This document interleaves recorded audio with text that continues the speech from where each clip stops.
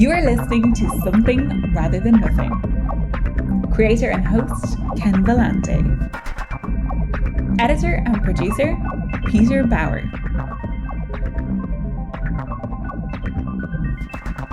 This is Ken Vellante with the Something Rather Than Nothing podcast, and I'm very excited and pleased to have the opportunity to talk with Kola Shippentower-Thompson. And just wanted to welcome you to the show, Kola. Thanks for coming. Thank you so much for having me, Ken. I'm truly blessed and honored to be here and just love having conversations with other people just all over the country, around the world. So this is a really fun opportunity for me. So thanks for having me. Yeah, absolutely. I like doing the same thing, and knowing you do a podcast, and we'll chat a little bit about that, and your intent and aims with that. I really enjoy the show, and I enjoy the personal connections, and so I said, hey, Kola, let's let's chat about what you're up to. But going back towards the beginning, I have kind of a question about you and yourself. What or who made you who you are? Who or what made Kola who you are? I love this question. I work with a lot of women's groups, and I'm actually a part of an online community which focuses a lot around women's empowerment. And a phrase that kept coming up that I just couldn't quite sit with was, I'm self-made. And when I kept hearing it over and over, and I was like, that just doesn't sit right with me. And being an Indigenous woman and being so closely connected to our culture and our people, I started feeling like it was wrong because I had this realization, like I'm not self-made. I'm family made, I'm community made, I'm culturally made. I have these amazing blessings in my life that have been able to help and cultivate the person that I am today.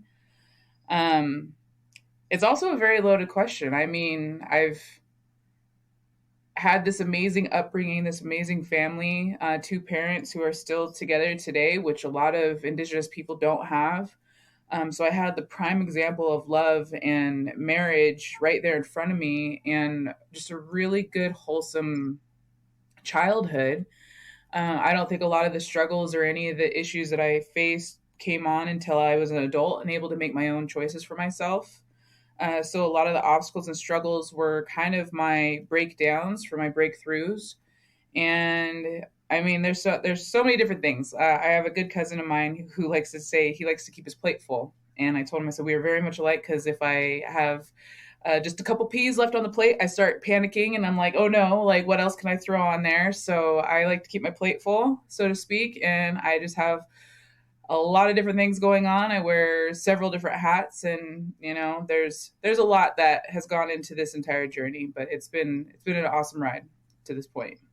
Yeah, and thanks for that. I know what the question is, kind of like, where do we come from? And I know the self-made thing, right? I mean, it and it could be absolutely true for the person, but I do have that kind of reaction as well, as like kind of like more of a composite. But I really appreciate your comments. So, Kola, I've followed you for a bit, because honestly, you're noticeable. Like what you work on, the empowerment, um, your your struggles and working through and trying to help others.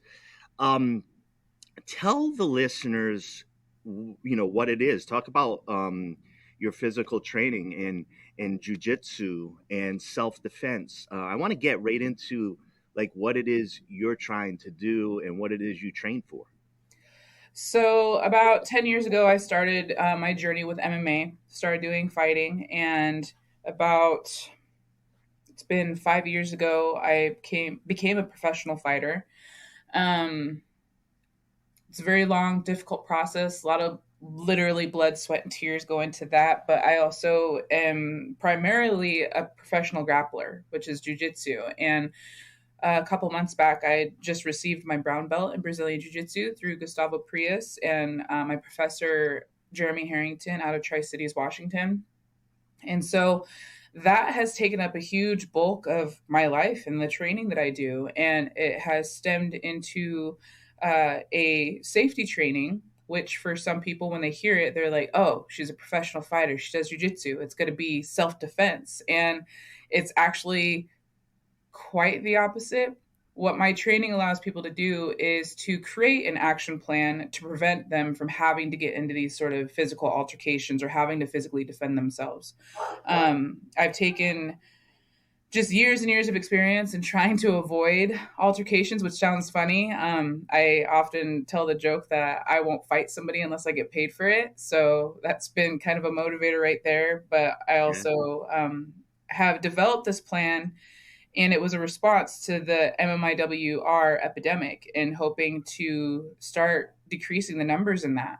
So I still train very consistently, very regularly, and I'm still competing, doing all of that. The other part of my training is actually what had sparked the development of the Wisáwca project, which is the safety training. So again, I'm part of an online group called the Turn Up Squad. And so the Turn Up is a dance fitness class that I teach at a local gym here. And when people hear dance fitness, they automatically think Zumba. And I'm like, this is not Zumba. This is like a million times better. And it's much more than just a dance fitness class. It creates a community wherever you're at. And all of us instructors are a community within ourselves. And the CEO, the creator of the Turn Up, Tansy Spencer, actually had given me the opportunity to speak to our online community.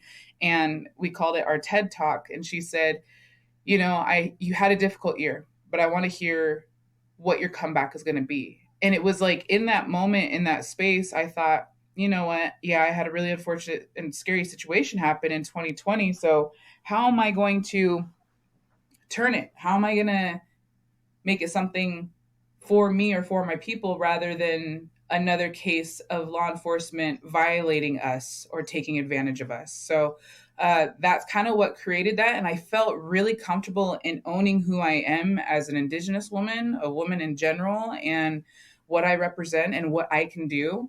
So combining those two worlds, which are completely separate, you have one that's very nitty gritty, tough, like will kick your ass every single day. Sorry, I don't know if we can say I use very You colorful. sure can. You Okay. sure can.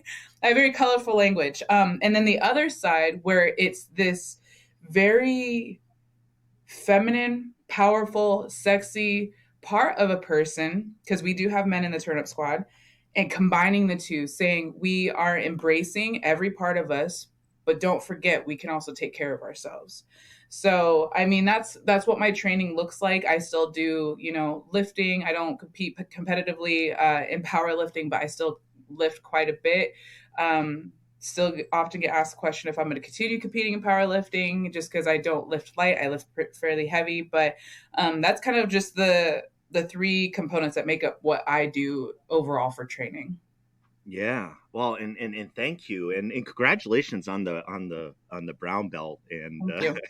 yeah. And I appreciate one what you had to say. I mean, one of the things that I've within the show, as far as I've created the show to like deeply explore the creative questions, but larger questions of justice. And earlier on in the show, I talked to Rosalie Fish, and Jordan Marie brings three horses, Daniel and Kim Gucci in British Columbia, and just learned a lot about the crisis, MMIR, and in seeing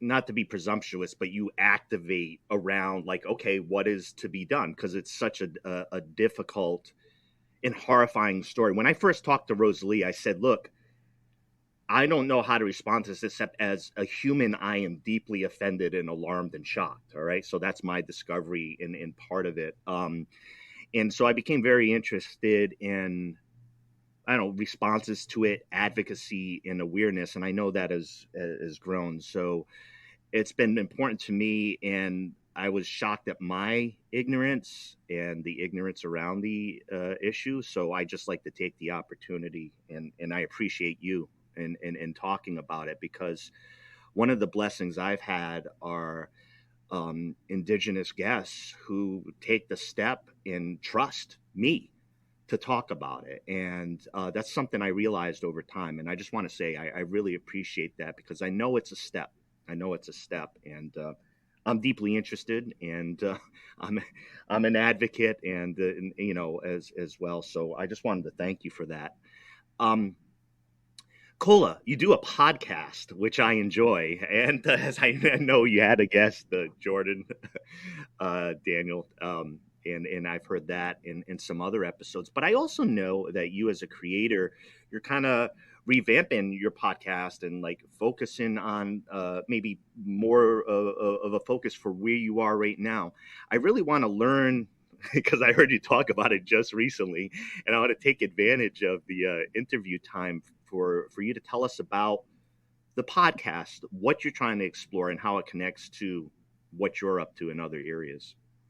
So the EIE podcast was started as a platform for, at first, local community members to be provided a space to speak exactly what was on their hearts.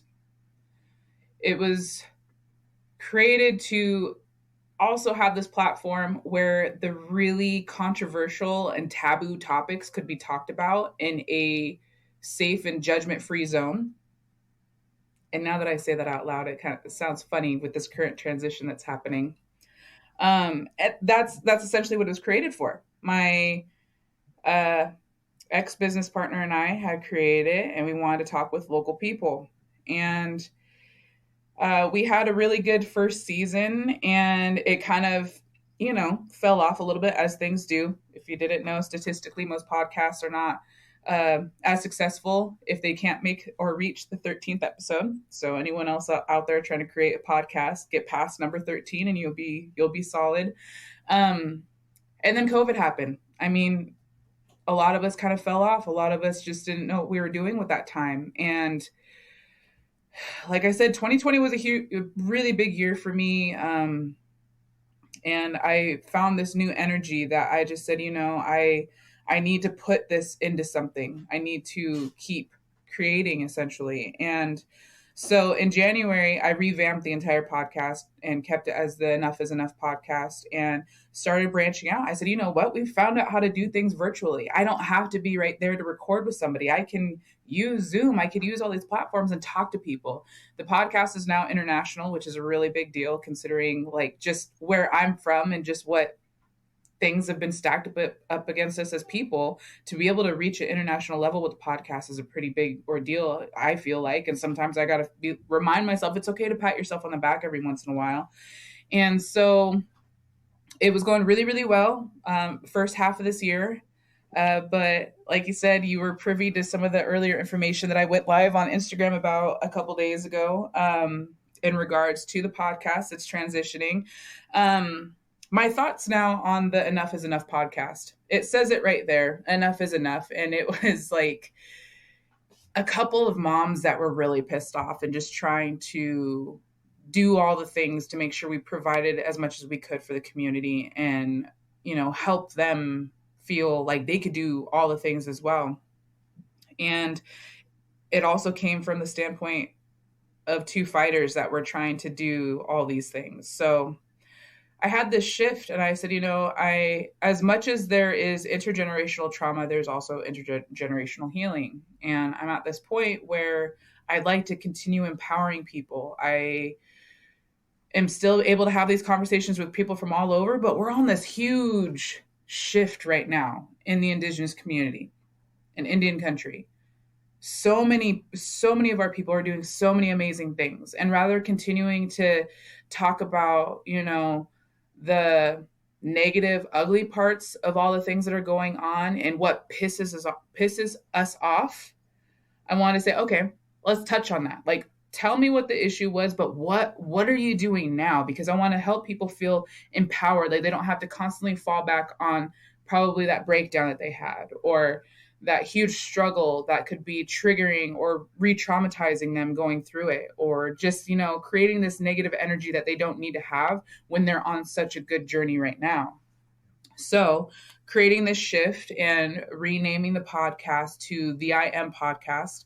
I've been really big on manifestation, and I know a lot of other people are, but I love that there is power behind speaking things into existence. I mean, it's just the power of suggestion is a huge thing. And so if I'm able to provide this space for people to still talk about what's on their hearts, but giving power to the things that they're wanting to do, so they can say, I am strong. I might feel weak at this moment, but I am strong. And saying it will allow for them to continue moving on to that space. You know what? Their story might resonate with someone else that might be going through the exact same thing, and they want to hear something that's going to help them push into the next chapter of their life. So that's the revision, the revamping that's going into the podcast. It is now the I Am Podcast. And yeah, I'm excited about this change. It's just going up from here. Yeah, yeah. Well, and thanks, thanks for that too. And kind of, I zeroed in on the intent because, like, in hearing you talk about it, like in hearing about creativity, it sounded like, okay, this has gone on with it. Here's the focus for where I am right now. And I know in myself doing the podcast, like, I'm just quite honestly in a different spot. Like if I listen to an episode prior to the pandemic when I was first starting out, it's not even close to the same person. So I definitely get the development. So I wanted to ask you something though. I love the on enough is enough. I just like the title, or like the invitation, right? Like, enough's enough with this bullshit. Like, I like what what that is. I'd imagine you're still gonna like retain like the bit of being like, okay, here's what's going on, and here's I think here's what to do about it, or what we can think about it, and try to respond. I like the space that you provided for people to get it out and yourself to get it out. I believe the overall energy, the vibe will still be exactly the same. I like having it being so open, and free for the person that I'm talking with, or even myself, to just let it out. I mean, as Native people, we're always taught, like, don't hold that shit in. Like, you hold it in, it's going to make you an ugly person. You've got to let it out. And so I'm still keeping that same goal, that same intention, the same space for people to talk freely and openly about whatever it is that we're talking about. And, specifically about like safety or MMIWR or women's empowerment, all those things, we're still going to take those on. It's just legally now I have to take this shift in name changes and whatnot. I don't know if you want to hear the nitty gritty about that stuff, but I mean, that's what's happening right now. And that's what had created the shift. Yeah, yeah. Well, we look forward to everything that you do there. So, Kola, you're you do podcast and jujitsu, identified as an art form. One of the things I like to get into the show is different type of arts and creativity.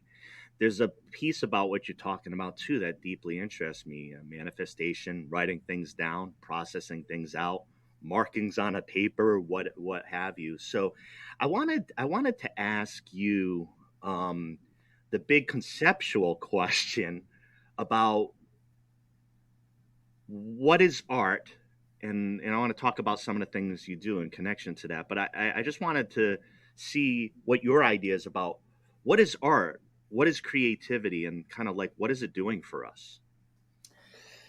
I feel that art is a way for one to express themselves in whatever means they feel is necessary. I think that even someone that thinks of themselves as the average Joe is artistic and creative. They probably just haven't had any light shed to it and why it is artistic and beautiful in whatever way that they're doing it. I think of my husband because he is very observant. He's very just relaxed, very much the opposite of me. And if I were to ask him the same question, he'd be like, I'm not artsy. I'm not artsy. Even though he did go to art school, but he'd probably now say, like, I'm not artsy because I don't do anything like that. But it's like, you are, though. in your art as a hunter, you're very good. You're creative in finding ways to track down animals, to get your kill, to process it. That's an art, that's a practice, that's something that it can't be just done. You have to be taught it, you have to work at it, you have to perfect it and get it down. So I mean, any of the listeners, like you could probably reflect on your own life, like what am I doing that could be considered artistic or creative? um so I hope that answers the first part. I totally Yeah. spaced the second part of your question. No, no, it's just in general. I wanted you to comment upon, it's maybe a bit a bunch to it, but you know, jujitsu, your practice of jujitsu, and the process of creating a podcast, and just like in the sense of um, the process for you. Like, let's start with jujitsu, and just kind of like the connection there. I'm not terribly familiar with jujitsu. I generally know what it is, but I think I think it'd be a great opportunity to like hear about the body, the expression of the body, and art towards that end. Oh yeah, absolutely. So I know a lot of people when they look at grappling, whether they're watching like UFC and people get to the ground, they're like, just get up. Or they just have these weird comments that they want to make when it comes to grappling or jujitsu. Or if they see some of my videos come across Instagram, they're thinking, oh yeah, like totally kicked your ass. Or they don't see the entire process that goes behind it unless I really post about it, or if I talk about it, or if you're close enough to me to see everything that goes into it. Even the practices are a process. Um, you could be having the most amazing day, and you're ready. You're like, yep, I'm going to go hit the mats today. I'm going to train. I've had days like that, and where I'm going into the gym, I just feel amazing on the mat. I've got this fluidity to my movements. My mind is just right. My chest match is going perfect where I'm 3 steps ahead the entire roll. And it's just, this is awesome. And I'm like learning how to exchange my grips in a different way. I'm learning how to hold someone's limb in a different way, or I'm just relying on the old faithfuls, the basics, foundational movements, and I'm still killing it in this role. Yeah. And I could just feel just so amazing that moment. That could turn on a dime. Like roles can go one way or the other, honestly, just depending on how you're going to present yourself to them. On the other hand, I could go in there saying, I've had the crappiest day. Today is the worst day. I don't want to train. I don't even want to go in here. But here I go. And I go onto the mat. Can't think of what I'm trying to do. I'm probably laying there like, do I even know jujitsu anymore? Like, what am I doing? I've had a few practices where I've rolled very emotionally. I had one posted on my Instagram where I was just so angry by what the girl had said to me just minutes before we had gotten onto the mat. And I rolled very emotionally, very angry. And you could see it. It was just anger in my movement. So my body was expressing what I was feeling in that moment. So for any of us like Jataras, like our emotions, what we're going through, our life can be expressed in those moments. And so when you're seeing someone that's having just the most difficult time, it might come out in the roles that they're going through. It might show up on the mat and you either see a win or a loss in one way or the other. Sorry, it's my son. No, it's very curious. We're at home all the time, but he has totally cool. Yeah. So I mean, for jujitsu, in that sense, it could show up that way, where just the same as someone who writes poetry, they might be going through a really difficult time, and you'll see it in the words. You'll see a lot of darker, deeper, maybe some negative words being used, as opposed to someone who maybe just found their first love, and then all of a sudden it's just the most positive and flowy and energetic poem you've ever heard. So, I mean, I could translate it over even to my dancing class. I can show up to class in the best mood, just on it, hitting every move, and people will see it. And if the song changes to one that's really, really sad, then you can also express those movements. It's just, I think art overall is really applicable to everyone, everywhere. You can really think about it that way. But that's how art and creativity has shown up in my life. And what I've loved about jujitsu. And I've often called it meditation and movement as well.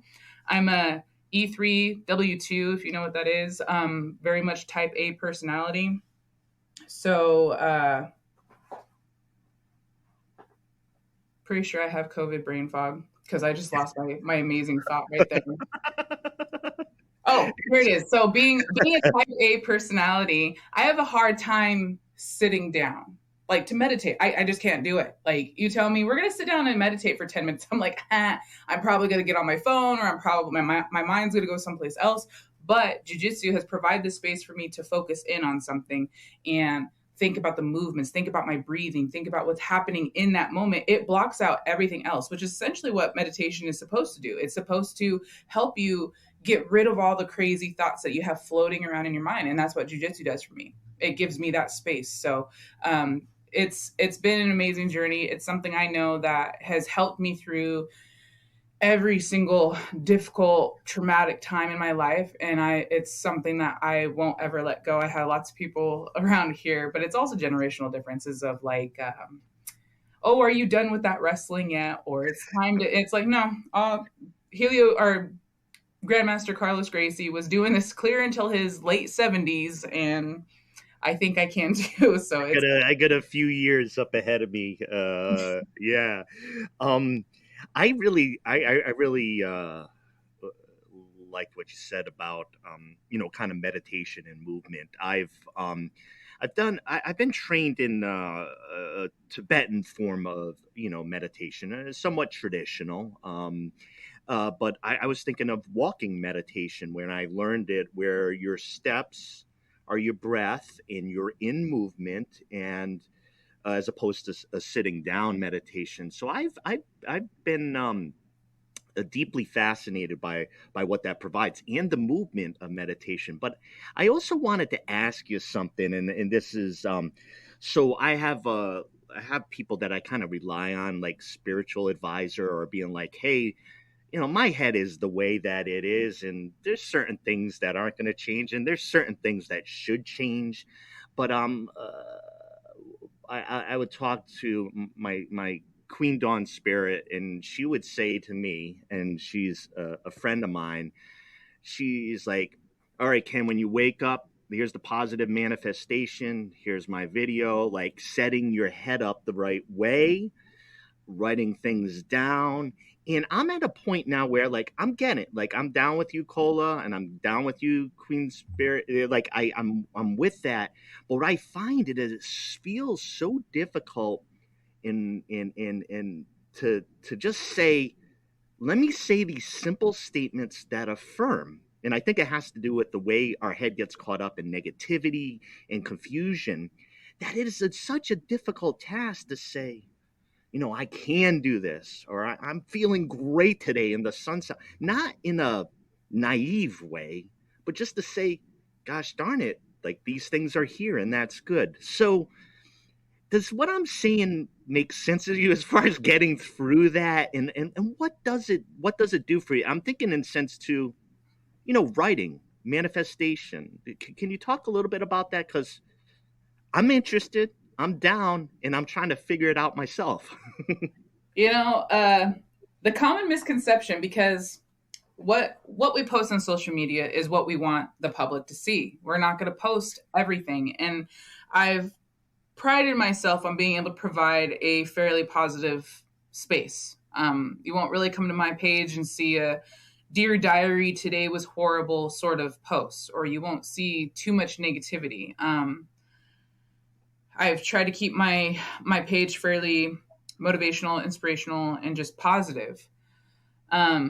So when I get the comment of like, dang, you just really either have it all together or you got it figured out, it's like, I really don't. So Tough.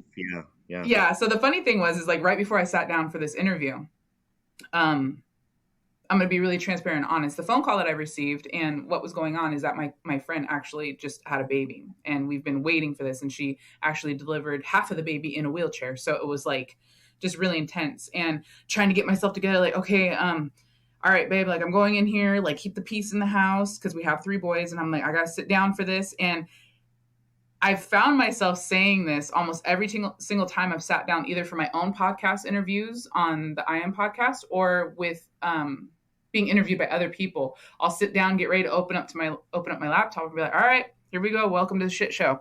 And it's just something that I say in order to be just honest with myself. Like, girl, yes, you are a mess, but what you gonna do with it? We got to do something with it. So here we go. And so, what I've found with manifestation and I am statements and speaking positively, because we all do this. We all do the negative self-talk, the self-sabotaging. We downplay our strengths. We downplay a lot of the things that we bring to the table. But what I love about this, so even more transparent, more honest. I'm going through some personal situations with an old friend, and it was all happening yesterday. And the entire time I'm going through it, I'm just feeling so hype about it. I'm just like, this sucks. This is horrible. I really don't like her right now. Like, why is this happening? What the heck is going on? And I found myself in this spiral of just negativity, of just all these questions. And I finally had to like catch myself and say, you know what, Kola, that's not what we're doing right now. That's not what we're doing. And so I even started saying to myself in my own mind, it's going to be fine. It's all right. It's in the past. You're going to keep going forward. And you just start creating these mantras in your mind very quick. That's the other thing. I think people think that they have to have these mantras or I am statements very solidified. But I've created them on the spot to cater to the situation that I'm going through. And it's that power of suggestion. It's that power of just speaking it into existence. Like, it's going to be fine. I'm fine. I am enough. Yeah. I'm strong. I am capable. I'm going to do this. So I really like it. And I haven't had the chance to be in contact or in communication with like spiritual advisors in any sort of sense, but I do have quite a few friends. So Akatia Red Elk, you might be familiar with her. She's another really good friend of mine. Just taking one of her yoga classes is this huge visceral experience where she's able to speak. She has a really special way of addressing your traumas during her class, but there's this powerful shift that happens by the end of it where you're able to make peace with that and then move on to the next chapter. And so she's a good friend of mine that I look up to when it comes to those types of situations. I've been able to talk to her and say, hey, like, having a really difficult time. And then she brings light to people's strengths. And she'll be like, yeah, that person's coming at you hard right now because they have their own insecurities, Kola, but don't let that downplay what you have going on. Don't diminish what you have going on in your life to make other people comfortable. So she'll continually remind people of that kind of stuff. So even if it's not these spiritual advisors, or I know the big thing that's happening right now with shamans or any like natural healers or holistic healers like that, you have lots of people around you. I mean, if you got your parents, if you got your grandparents, aunties, uncles, you got brothers or sisters, even your kids. Like, my kids teach me lessons every single day. Sure. And it's being able to create this shift in your mind away from the negative into the positive, which has always helped me. So if you bring attention to the dirt and the weeds, they're going to stick out. But if you say, hey, there's that one flower in the middle of this horrible field, that thing can be beautiful, and zoom in on it rather than focusing on the rest of the crap. Yeah. And I one of the things I think, at least in my mind, is that it provides like an interruption to what's going on. And I liken it to just reading about breathing and, just breathing techniques, which for me interrupt what's going on. So I'm a really intense guy in general, like, because of my work and how I view life, and my breath gets fast, right? Like, it gets fast. And, is it the anxiety coming from the breathing? Is it the breathing from the, all those kind of complicated elements? But the interruption for me, almost like on a sense of the affirmation, it's like an interruption to what's going on. And when I do that dedicated breathing, at least I interrupted the hyper breathing, right? And then maybe my thoughts can be clearer and things like that. So I like things that interrupt, because the natural patterns I engage in I don't believe are healthful over the long term. You So know, it's crazy that you talk about breath work. I think someone that you'd really vibe with. I took a class with her at this conference that I just went to. It on Instagram, she is Ignite with Steph, and so she has her own yoga brand that she's created and she practices, but she focuses on breath work. And she brought us through a lot of this different breath work, these breathing exercises during our sit down talk with her, and she talked about the importance of it. And so she went through 3 different techniques, and as we were going through them, I've always been like, okay, so you make me focus on my breath and do these like just changing the pattern of your breathing like that. I started getting lightheaded. I'm like, oh no, bitch, I can't do this. Like, I'm not going to do it anymore. I sat down and I'm like, nope. And then she addressed it because there were several of us that were just like, we all of a sudden stopped.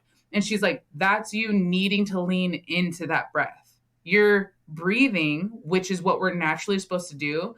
But the lightheadedness is your body trying to fight off this natural rhythm of your lungs. So I was like, oh my gosh, my body is trying to fight me on breathing. That doesn't make, and it was just mind blowing. That's definitely someone you'll want to connect with. I think you guys could vibe really, really well. She is amazing. And we actually have, some things in the works for in the future.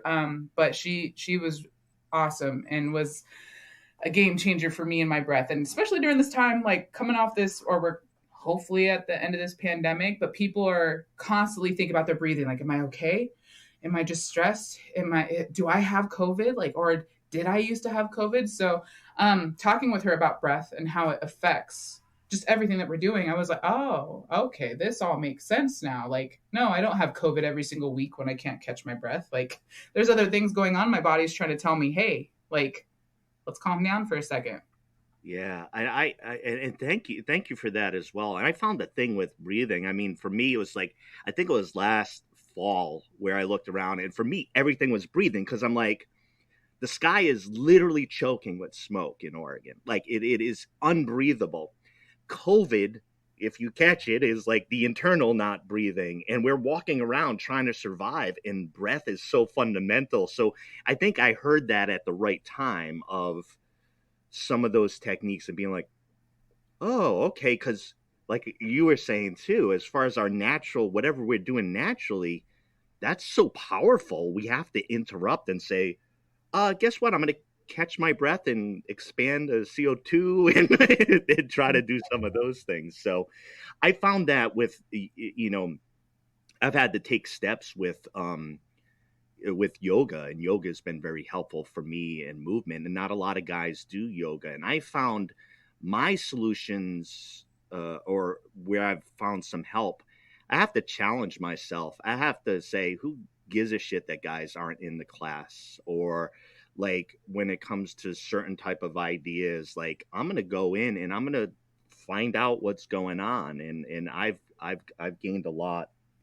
I've gained a lot from that. So, yeah, thank you for your comments. Yeah. That's really interesting that you bring that up about men, taking up space in the yoga community. Like I said earlier, I think that we're on this great shift that's happening in the indigenous community. So when you mention like men in the yoga space or yoga community, I think of Waylon Pahona. But I think that the huge barrier that we have as a people is that we have this definition in our minds of how men should be presenting themselves. They should be strong, stoic, serious creatures and not be wavered one way or the other, like not to show any type of emotion. I mean, that's how I was raised. That's how my dad raised me, is you don't cry, that's a weakness. You don't do this, you don't do that. But I honestly think it's a disservice to our men, because then it shows them, like, if they do show up in a space that doesn't normally or typically have men in it, then it's kind of like, oh, that's weird, or that makes me uncomfortable. Where I think now we're on this great time where we're saying, no, men should be expressing themselves. So if it means taking up space in the yoga community or in the dance community or even in fashion, then we should allow this space, because they've been suppressed for hundreds of years, being told if you don't look this way, then you're not manly enough. Mm-hmm. He might hear me say this, I don't know, but My husband was also raised very much the same way. And when you get around him, he is very much a man's man. Like, he's law enforcement. He also hunts. He loves his guns, but he is very strong in his presence. He doesn't say a whole lot. But what I've loved about him, and since we've met, is that he will express his emotions with those comfortable, like that he's comfortable with. Yeah. Yeah. And I've had to like encourage him, like, this is amazing, because I know exactly how you're raised, because that's how I was raised. But for you to feel like you can express those emotions, especially around your boys, you are providing so much for them to feel comfortable in showing their emotions to everyone and anyone. This is going to open so many avenues for our boys to be able to express themselves, because if they're feeling scared about something, they'll be able to say, I'm scared. So now even my 4-year-old, he'll have moments where he'll say, I want to cry. And I mean, it's kind of like, we don't know why, but he's just like, I want to cry. So you just got to give him the space. Okay, go ahead. Because if we don't allow that in their childhood, as they get older, we start coming up on drug and alcohol addiction. We start coming up on suicide. We start coming up on domestic violence, because we're telling the men to hold all this in. Yeah. But being able to provide spaces and new things, like men in the yoga community, men in the dance community, men in all these different areas, it's blowing my mind, but it makes me so happy, because I'm like, this is what my boys get to go into. This is what they get to have, and they're going to navigate as they get older, but be more comfortable doing so. And it's going to make for a much better community. I agree, and it gives so much more possibility. I think I think what you say is really right, because I come from that generation. I'm 49, and it's very much part of it. Now I've questioned it and try to disrupt it and say no to it. But when I was in my teens, and social anxiety, we all struggle as teens, but I had some issues of like trying to connect with people and feel comfortable socially. And then there was this thing I found called Budweiser and alcohol. And I've been sober from alcohol for 12 years, but that drink, like, hey, I didn't know the perfect medicine that exists in the entire world for me to be cool, comfortable, relaxed socially. It was sold in a can, and it came in 12 ounces. I didn't know. Now I do, and now I know how I felt. It was that kind of, I didn't know too much later. It was an alcoholic reaction to, this is the thing. And I think that shortcuts, I think men sometimes, or in the past, it can be a shortcut. I'm drinking, and all that stuff is processed that way. I found that, and speaking about yoga, I think one of the things is, it isn't, for me, in my thinking, isn't like finding that space, not necessarily being like imperial and like take over this space, right? It's to gravitate towards it. So I found that when I've questioned gender dynamics or what a male's supposed to do, I have found greater help, greater health, maybe greater medicine. I've also found, for me personally, that when I break with like white solidarity or whiteness or expectations around whiteness, or I say things that disrupt that, it allows me space for my particular background, which is a mixed race, complicated background, for me to be like, no, I'm not cool with what you said, or no, that's not an expectation you can lay upon me, because I reject it. I ain't part, I ain't part of that. So I guess my main point, not to go on too much, is that when whether it's the disruption, or but maybe it's like breath, or maybe it's disrupting or saying no to things, it's created space for me in questioning, for race, gender, and as far as the space that I'm going to, I'm healthier and I'm more whole by moving on, or at least questioning those categories.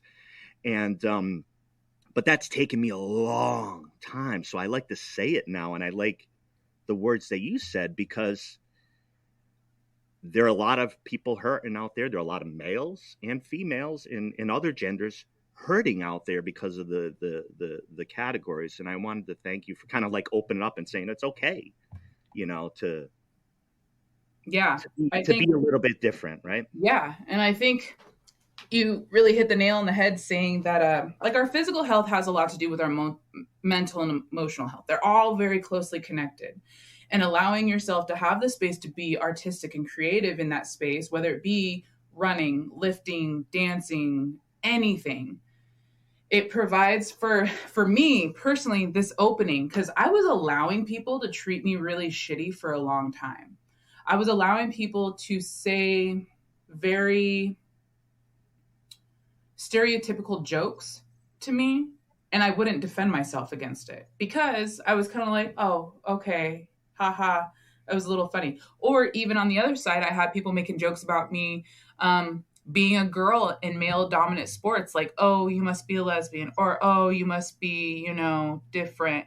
And it was just these constant jokes and disrespect and things that were so offensive that were happening. And I allowed them to happen because I didn't know any better. But as soon as I started tapping in to these various areas of jujitsu and dance and lifting, I said, why can't I be all of these things but still stand up for myself without being seen as those things you're trying to tease me about? And for me, my healing was saying, okay, this isn't going to happen anymore. You don't get to call me a name and get away with it because you think it's funny and you think that I thought it was funny. So tying my own mental health and being able to say stop, and then feeling fully capable in the practices that I've been in has been just huge for me in my life, and just my little part of doing what I can to help our communities, because I think it's going to be athletes like myself or Rosalie or Jordan or Katya being able to take these areas of our lives and being able to utilize those spaces to let other people know, like, we are here, we are strong, we're resilient, we're going to always be here, but you're also going to remember to respect who we are as a people or as women or whatever the case may be. So I like we've been saying, there's this awesome transition that's happening, and this exchange of energy of just going from accepting what we get as opposed to, nah, I know what I deserve, so I'm going to make sure that happens. Yeah. Thank you. We were speaking with Kola Shippentower-Thompson, and gosh, it's I knew when we were chatting, I was like, okay, let's get deep into like figuring stuff out. I think we both kind of have that mindset. I wanted to mention one of the things, kind of like a quick reaction that I had in my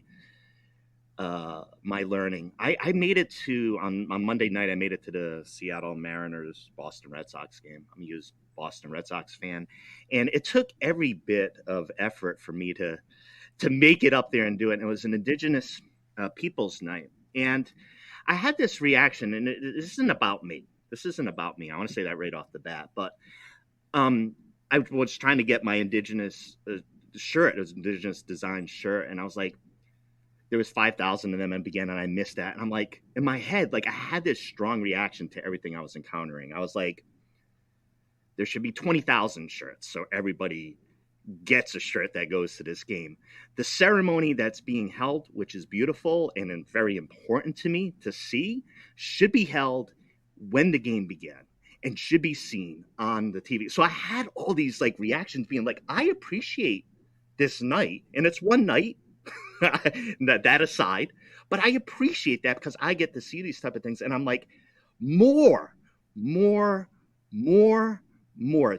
Don't check the box. So I had this like very strange reaction. I'm not trying to ask you to help me with that reaction. I'm just trying to demonstrate and state I had this wonderful experience and there was this positivity around it. But I'm like, it's Indigenous people. It's Indigenous Peoples Night for everybody, and everybody has to experience, and it has to be conspicuous. I had to go around, around the stadium and look for spots and check for times of when this was happening.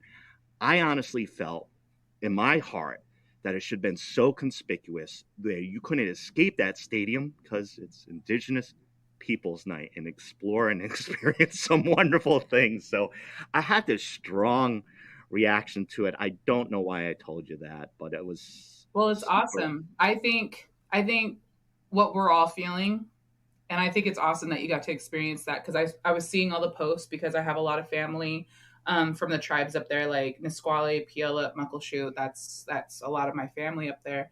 And so I was seeing the post afterwards. So when you told me that, I was like, oh, okay, cool. You made it to that.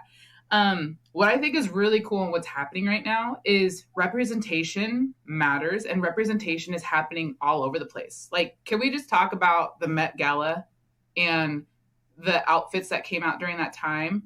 Like, the Indigenous representation at such a huge event, that was pivotal. That's huge. And then we could talk about Reservation Dogs, a show that's written by Indigenous people, directed by Indigenous, like all the way around. Like, we're on this huge breakthrough moment where representation is happening everywhere.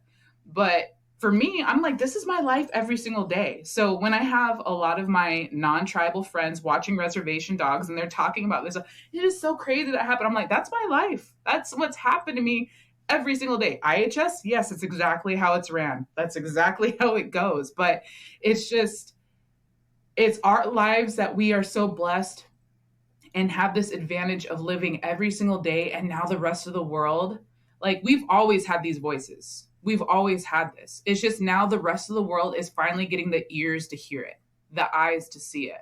And I think it's awesome. I think it's awesome that you shared that, because that is a beautiful experience. The fact that there was so many people there that there wasn't enough t-shirts is amazing. I know it sucks because it's like, I really wanted one, but it's I did.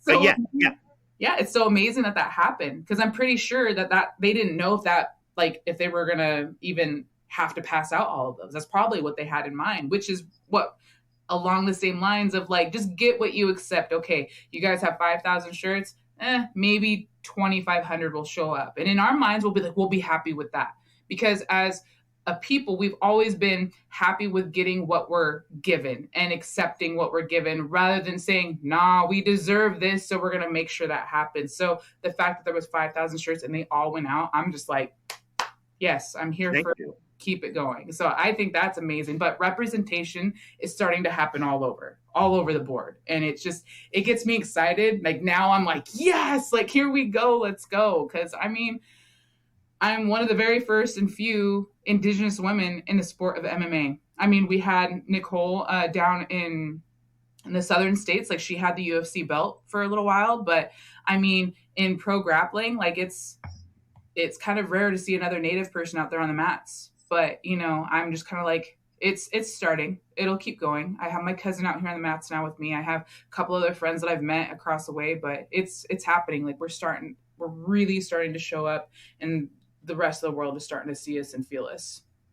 Yeah, I know I think you point to the complicated part of it being like, now there's popular expression of it, and yeah, the Reservation Dogs. I mean, even with me responding, I was saying that seems like, I don't know if that's a realistic show. I don't know the res.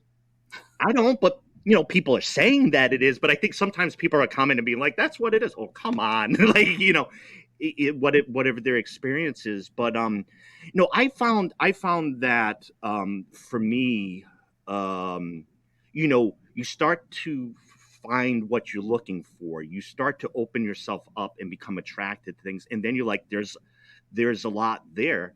And I go back, and for myself and my journey, I had, I think, one day of Indigenous Native history in my academic career. So I was in seventh grade, and I might have forgotten some, but I tell you what, I don't think I did. But I'll tell you, the strangest thing was, in that day, I got exposed to Chief Joseph, like the one thing I was taught, and I lived out east. And for me, that's all I got. And that's what I held on. So when I was a kid, he was a hero, because I liked everything that I heard, like trying to, resilience and trying all that.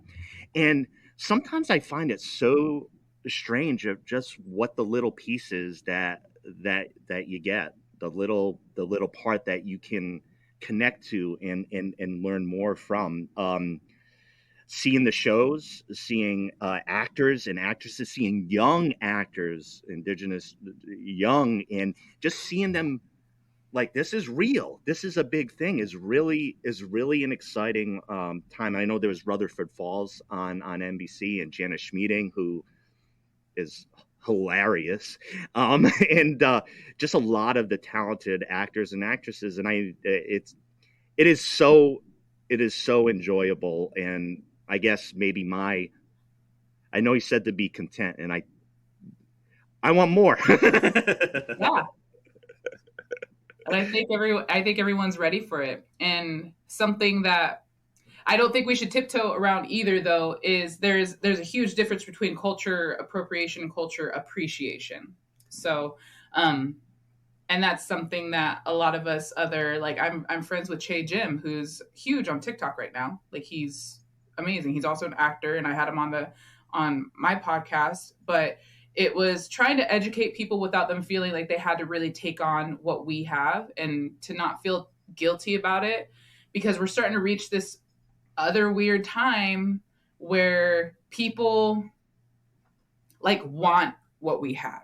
It's strange because I've ran into these people personally, and I have people ask me like, "Do you know of a shaman healer that I can go to?" And I'm like, "Where do you find one of those? Because we don't even have one on our res." Like, I mean, I come from a family that the last medicine man that actually practiced, he was our last one in our family, and that's my great grandfather. So we don't have any on our res. So where are you finding it? Oh, they have a website. I'm like, what?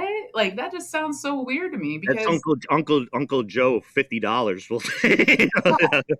so I mean, we're getting to this like I love that non-tribal people want to experience these things because they do feel connected, because we're so connected to the earth that everything that we do translates out to everyone else. So I know that any non-tribal person that goes to like a powwow or some sort of ceremony, as soon as they hear those drums and the songs and the words and everything, they feel so strongly connected because yes, as a human being, you're connected to all of this. But be careful.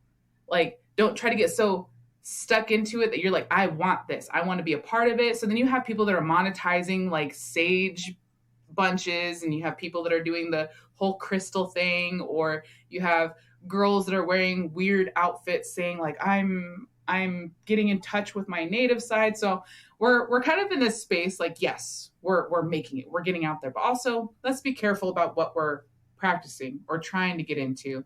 Let's remember appropriation versus appreciation.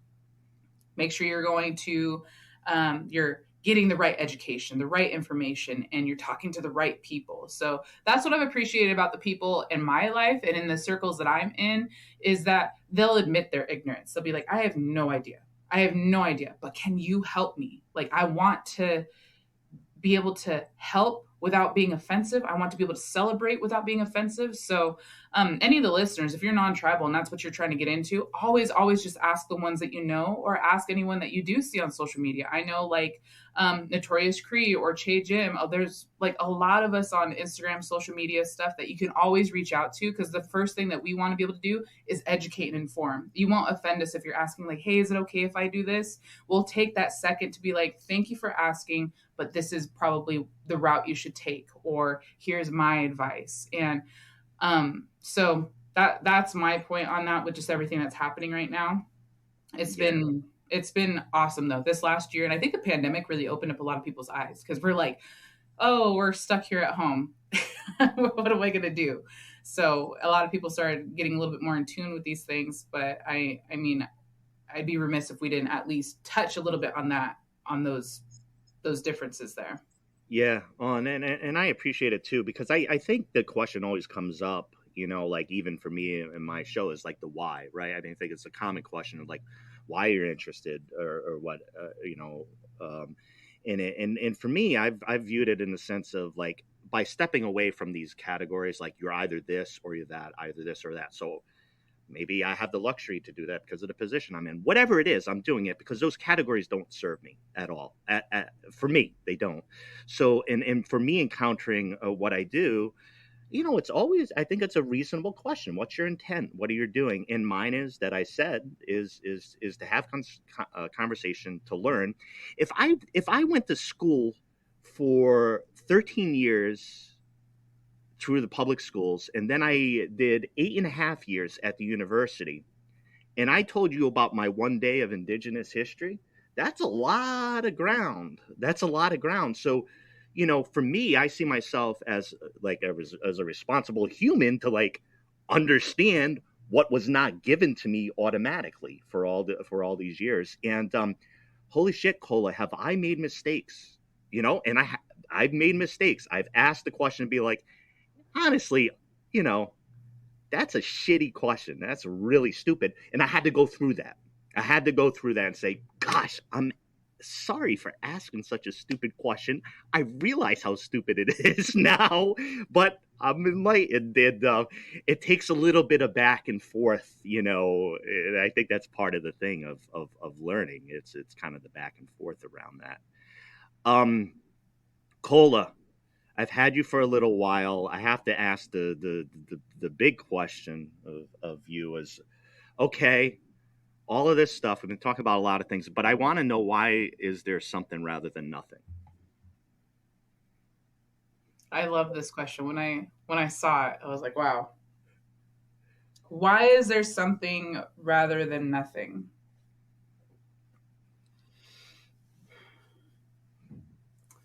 Like, can I get a cheat code and tell me what Jordan said? And I'll.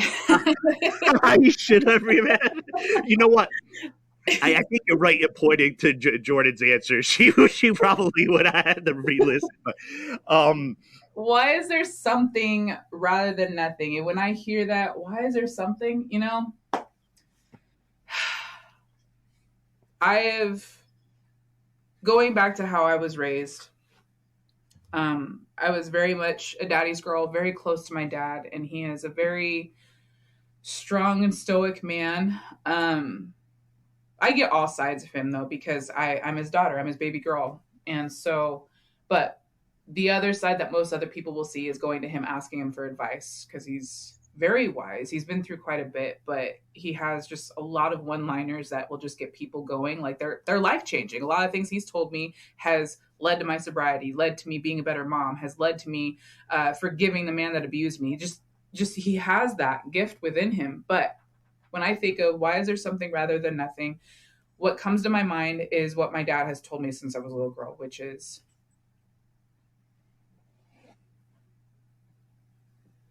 Creator is going to lay out things in your life, and the best thing you could do is not question it.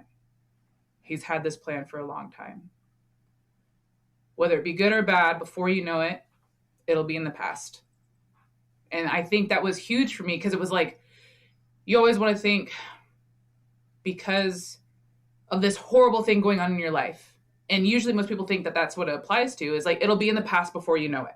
Okay, this horrible thing, this bad thing, this man beating me, or my horrible drug addiction will be in the past before I know it. But what stuck with me when he was saying that is the good or the bad. So the good, oh man, like this amazing time in my life where I'm just living my best life. Everything is amazing. It's going to be in the past before I know it. So there was so many points that he brought up in just saying that as a child is the Creator has a plan. This is already all laid out. Okay.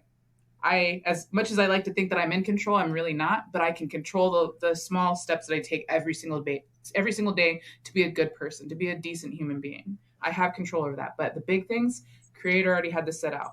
But what I have to remember that helps me live presently and in the moment is good or bad, it'll be in the past before we know it. So to stay in it, to stay present, to be just so grateful for all the blessings that Creator lays out for us, and to just be with it and stick with it, because regardless of what it is, it'll be gone the next, and then we'll be on to the next thing. So I think that's why there's something rather than nothing. Creator has laid this all out for me, and I just have to trust him and live presently and in the moment. Yeah, it's like, it feels wise and practical, and I like that.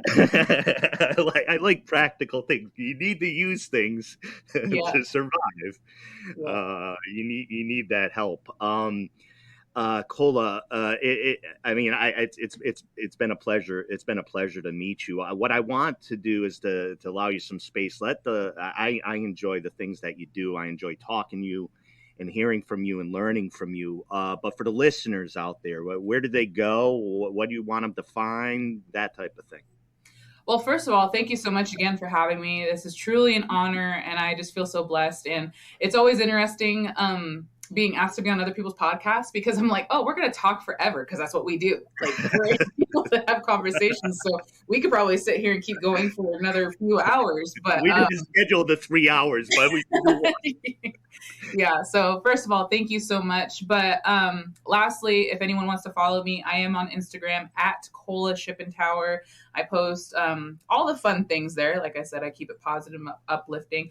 The link in my bio has absolutely everything you could ever need. Schedules to my classes, schedules to any upcoming events. It also has a link to my podcast in there. Also has a link to the Wisáwca project, which is the safety training. I provide it absolutely free, no charge. I just ask that people make 2 copies of the PDF, one for themselves and one for a loved one. I also provide individual consultations, and if you have requests for group training, I also have that available. But yeah, that's Yeah. always going on. And the other big question: do I have any competition fight coming up? I have a lot of advocacy work going on right now, so I'm trying to focus and hone in on that. Lots of big things, but I'll kind of keep those. As far as I will go, I will say that I am working with On Native Ground Film. So I'll leave it at that. I'm working with them. But I do have a competition coming up in October, and I'll keep everybody posted about that. So we'll make sure to have that streamed in some sort of way. Yeah. So, yeah, thank you so much, Kola. I mean, well, my head's full at all the things to process through that we talked about. But again, it's been a great pleasure, and I really look forward to to learning from you and all the different things that you do. I know there's other pieces as far as your personal journey and exploration. I'm sure we can get into further because there's a lot of bigger topics here. But thanks so much for coming on. Great health and luck and everything for you.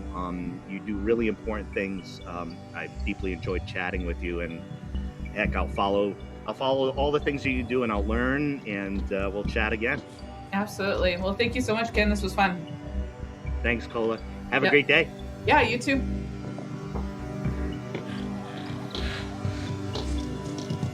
This is Something Rather Than Nothing.